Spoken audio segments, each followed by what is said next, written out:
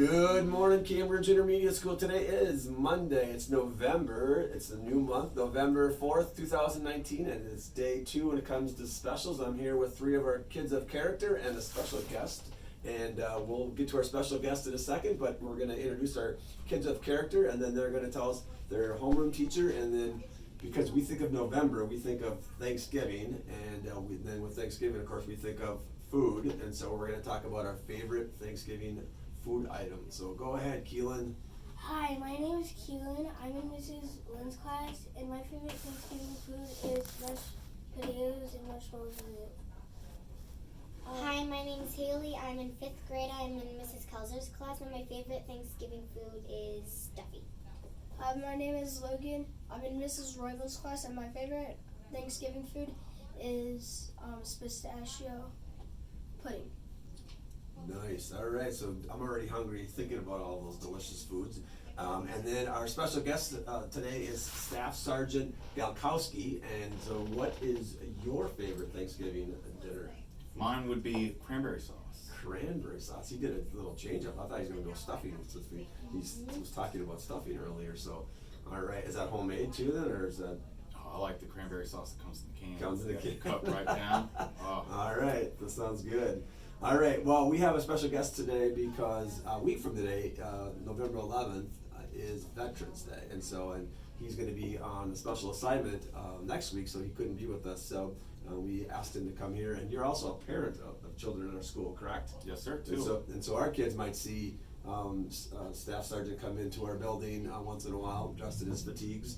And so I asked him a week or so ago if he'd be willing to come in and sit down with us, and so we could talk to him a little bit. So we have a couple questions. We don't have a lot of time. We have a couple questions. So Owen, I want to call him Owen all the time. Keelan, you have a special question that you would like to ask Staff Sergeant.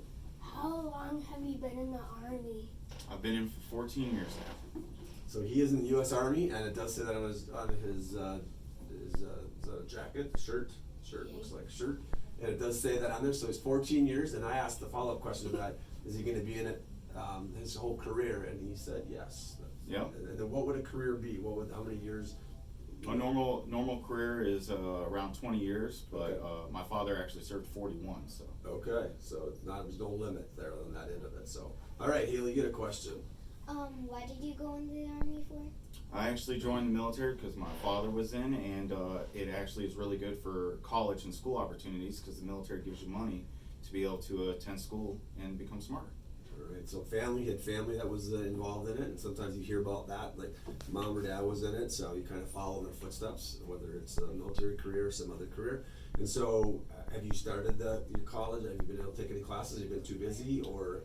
Actually, no. I'm actually would be considered a junior in college with how many credits I have. Okay. So what do you want to be when you grow up? Well, right now I'm actually going for computer engineering. Okay. But before that, I was actually studying nursing. Okay. So. And did you get to use some of that computer engineering in the military, or? Oh, yes, sir. Okay, nice. So, when he calls me sir, I really feel old, but I guess that's part of the whole military thing. All right, Logan, you had a question. What type of vehicles do you drive? Well, actually, in my unit, we have big trucks, which are called LMTVs or MTVs, which go from 4 to 6 tires. They're usually probably about the size of you. And then we actually have what is called a striker vehicle, which is kind of like a tank. And I actually was a striker vehicle commander, and I commanded 4 tanks at my last unit. It's very interesting. And then on the truck part, is that for hauling like cargo type stuff, or personnel, or both? Cargo, and usually if we're on base or overseas, it'd be for personnel as well. Okay. All right. So, and then you talked a little bit about, I asked if you'd been in any special places, and he kind of overwhelmed me by saying you've been in how many countries? 18 different countries. 18 different countries. So what an amazing opportunity. No, you don't get to, it's not like a vacation, I'm sure. Oh, no, sir. They were all for work. But do you get to see part of the culture a little bit, or are you always on your base, or do you get to go out into the communities in some of those? Well, actually, before we leave, we're actually briefed about the culture. So that way, when we go to these different countries, we don't accidentally offend other people, because offending another country could cause a diplomatic incident. Sure. And so, when being in the military, you have to be at the uppermost when you go and talk to foreign nationals. So that way, you're respectful and you treat other people how they should be treated. And you're representing the United States of America, so you want to do that in the best possible light, I'm sure too. So, Oh, yes, sir. which country stands out as being like a favorite or most interesting? I would have to say the most interesting country I actually went to would be Kosovo. Okay. And how long were you there? I was in Kosovo for about 35 days. Wow. That sounds fun. It's a long ways away too. Oh, yes, sir. All right. Halfway around the world.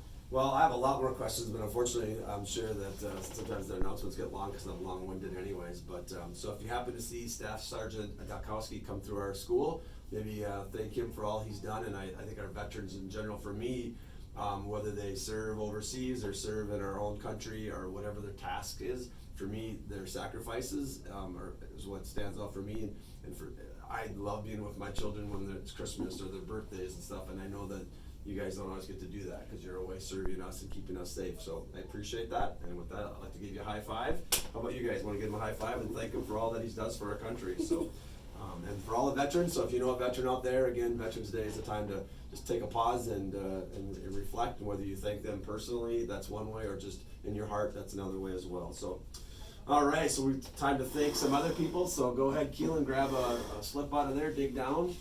And to save time, we do end the month here, so it should be, I probably will read it because they're a little hard sometimes to read, so yep.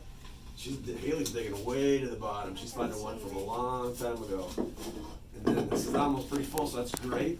And then next week we'll do the monthly drawing for October for the gift card, but this is just, not just, but this is for the certificate and for the granola. So these are our 3 staff member granola greatness.